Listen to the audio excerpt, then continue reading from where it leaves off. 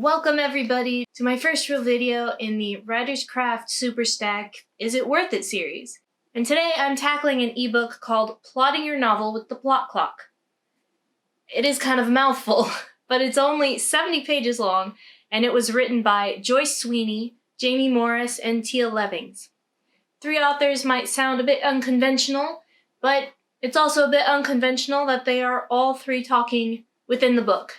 They've shuffled together their different voices with their names above what they've written to create this book. Besides going over the clock itself, they include a case study, a Q&A session, and 5 different templates that you can print out and use.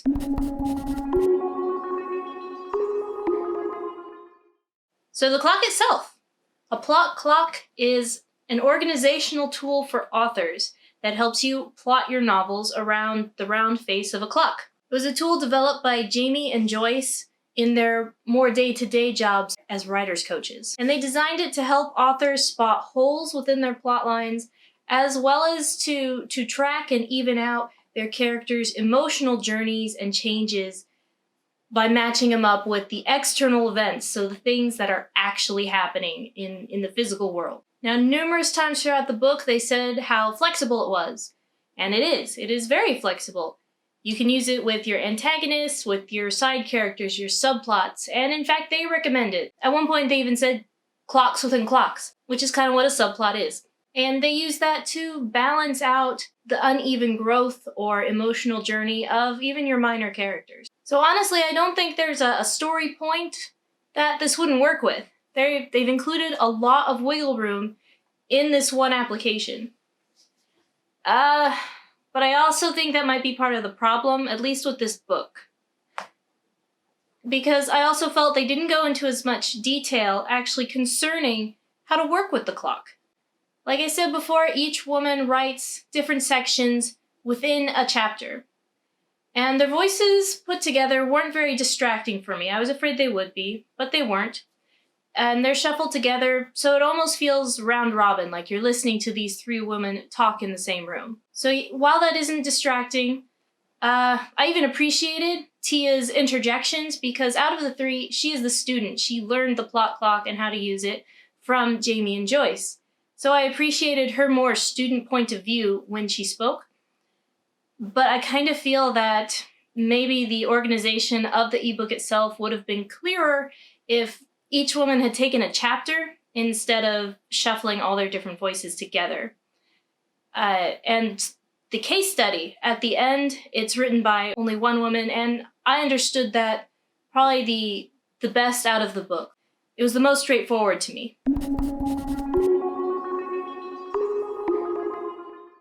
So yes, they do go over their plot clock. They explain how it works, what it's meant to do, and all its workings and possibilities. However, the great details that I found in here were actually describing certain plot points, like the inciting incident, rather than more in-depth studies of the clock itself, which is what I was looking forward to. They described the more common plot points in fascinating and great detail that, honestly, I would have liked to see more brought into how they spoke about their clock. As for if they did it well, I feel like they could have been clearer. That's really the biggest drawback I found from this book, is that I didn't think it was clear enough actually concerning the clock.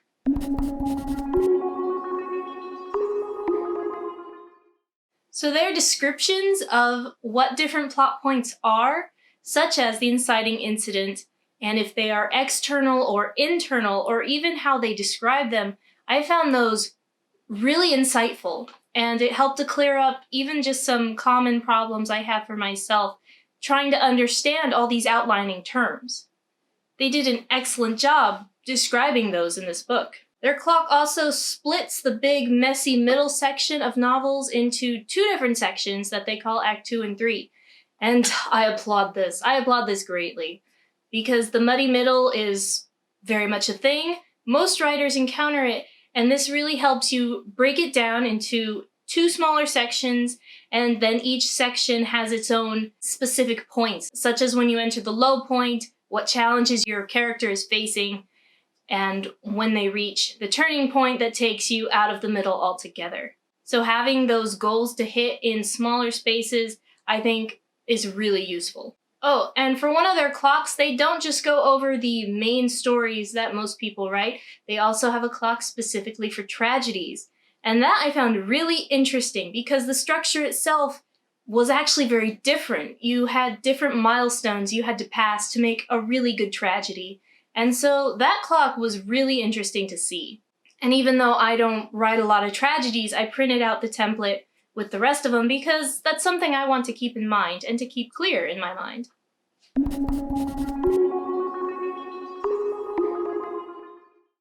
Some problems, though, is that I had to read this book twice before I felt prepared to speak on it. Now, the first time, the EPUB version I was reading, the format was so bad that it actually was, I found it confusing, and it wasn't until after I'd finished it that I realized there were images throughout the book that when I read it again, those images made it much clearer. It gave me something to look at rather than just listening to what they were saying without looking at what they were talking about. So I did open up the PDF next and I read through it and it made more sense. And also what helped make this clearer to me the second time around was I got out a pencil and one of the templates and I filled it in as best I could as I read. So as I read each section on each part of the clock, I would fill it in and try and pinpoint the things they were talking about within one of my own stories. And that working through it with my hands really helped make these ideas clearer. I guess that was a fix more than a problem, wasn't it? Like I said before, though, I felt that the three voices shuffled together, I feel like it would have been clearer if they had each taken a chapter instead. The case study I mentioned, only one woman writes that, and it was the clearest part of the novel to me. It made the most sense the first time around. And honestly, I would have liked to feel that way throughout the whole book. I still wish they had gone into greater detail with the clock itself, because that case study is what really made it clear to me, but I also kind of feel that the main body of the text should have done that first, and then the case study built off it, whereas it felt like the case study helped to pave over the cracks in the foundation.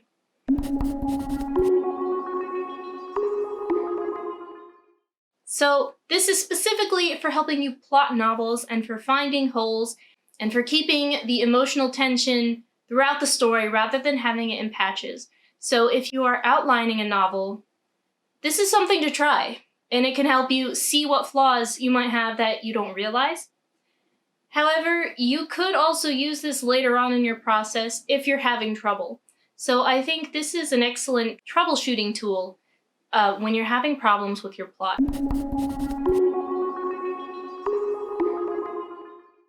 So I like this idea.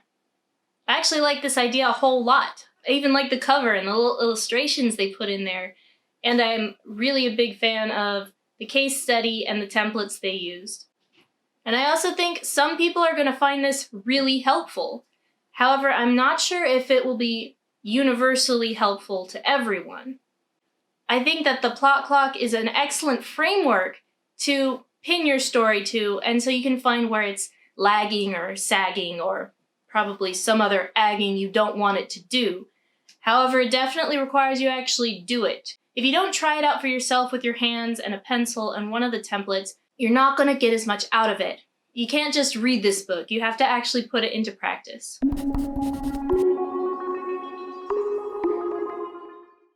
So in the stack itself, the price is displayed as $3.99, and I would say for this, it's a fair price. The book is short, it's easy to read, unless you have the same problem I did with the EPUB. I don't know if that was the app I used or not. And it does make reading it more than once not a big problem. The bad side is you might need to read it more than once.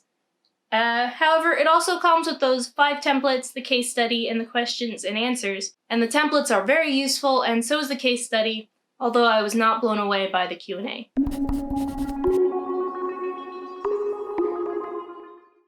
So let's bring out our love it, hate it scale.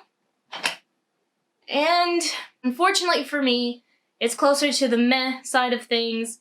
However, it is still on the love it side of the scale. So I don't have too terribly strong feelings about this, but but I think it can be useful. I'm going to give it the benefit of the doubt, and I'm actually going to try this again and see if I can understand it better, because I want to understand this better. And I guess that came from the book too, so the fact that it's making me want to use it might be its secret power there. As for its ranking within the stack itself, I have not reviewed anything else, so it's number 1, at least in the ebook section. I don't know how long that will last though, because I have gotten through my next PDF. Oh darn, the title, I really like this one too. The series author's Bible workbook, or something like that.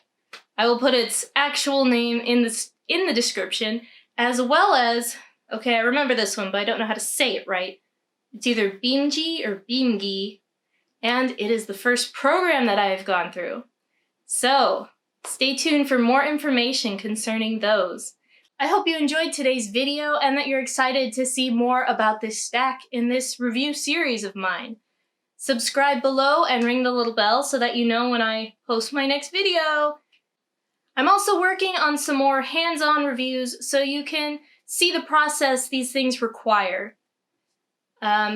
Those may be more of a special bonus thing, I haven't decided.